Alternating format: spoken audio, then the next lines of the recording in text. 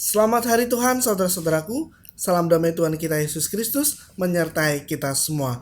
Saya Romo Argo sangat berbahagia berjumpa kembali dengan Anda sekalian di channel Heaven World. Saudara-saudara terkasih, Injil hari ini berbicara tentang kasih. Tuhan Yesus mengatakan, "Dengarlah hai orang Israel, Tuhan Allah kita itu Tuhan yang esa. Kasihlah Tuhan Allahmu dengan segenap hati, dengan segenap jiwa, dengan segenap akal budi, dan segenap kekuatanmu. Dan kasihlah sesamamu manusia seperti dirimu sendiri." Pengajaran Tuhan Yesus ini bukanlah pengajaran yang baru, tetapi pengajaran yang sudah ada dalam Taurat. Tepatnya di kitab Ulangan bab 6 ayat 5 dan kitab Imamat bab 19 ayat 18. Dan pengajaran ini sebenarnya sudah sangat akrab dengan kita dan sangat penting. Mengapa? Karena hukum ini merangkum seluruh hukum Taurat dan kitab para nabi. Namun saudara-saudaraku, ada permasalahan. Jika Tuhan mengajarkan hukum kasih yang luar biasa ini, maka seharusnya dunia menjadi sangat indah.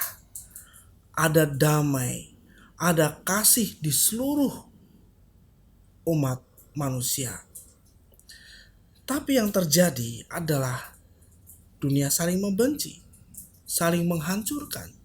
Dan celakanya itu dilakukan atas nama Tuhan. Maka saudara-saudaraku, banyak sekali orang di zaman ini menolak Tuhan. Justru karena mereka berpikir bahwa penyebab semua kekacauan, perang, dan ketidakdamaian ini adalah Tuhan. Maka saudara-saudaraku, kita harus cermat dalam melihat apa yang sebenarnya terjadi. Yang saya maksud adalah begini. Tuhan mengatakan, "Dengarlah hai orang Israel, Tuhan Allah kita itu Tuhan yang esa." Kalimat ini saudara-saudaraku seringkali luput dari perhatian kita semua. Padahal kalimat ini sangat penting. Di mana kalimat ini menegaskan Allah mana yang dimaksud. Allah orang Katolik adalah sama dengan Allah orang Yahudi. Kata Allah artinya sesembahan atau yang disembah. Nah, siapa Allah kita? Tuhan. Maka dalam Alkitab selalu dikatakan Tuhan Allah kita, yang berarti Tuhan sesembahan kita atau Tuhan yang kita sembah. Tidak pernah dikatakan Allah Tuhan kita, tetapi Tuhan Allah kita. Maka jika seorang Katolik ditanya siapa Allahmu, jawabnya adalah Tuhan. Siapa Tuhanmu? Jawabnya adalah Yesus Kristus. Dialah Yahweh. Dan Injil tadi mengatakan, kasihlah Tuhan Allahmu dan bukan Allah Tuhanmu. Hanya satu Tuhan, saudara-saudaraku. Hanya ada satu Tuhan, yaitu Allah bangsa Israel. Allah Abraham, Allah Iska, Allah Yakub. Dialah yang Maha Kuasa yang menciptakan seluruh alam semesta ini. Dialah yang menciptakan. Dialah yang satu. Dialah yang Maha Kuasa. Dan yang satu dan yang Maha Kuasa dan yang tidak kelihatan itu menjadi manusia. Namanya Yesus Kristus. Sedangkan Roh Kudus adalah orang Allah itu sendiri.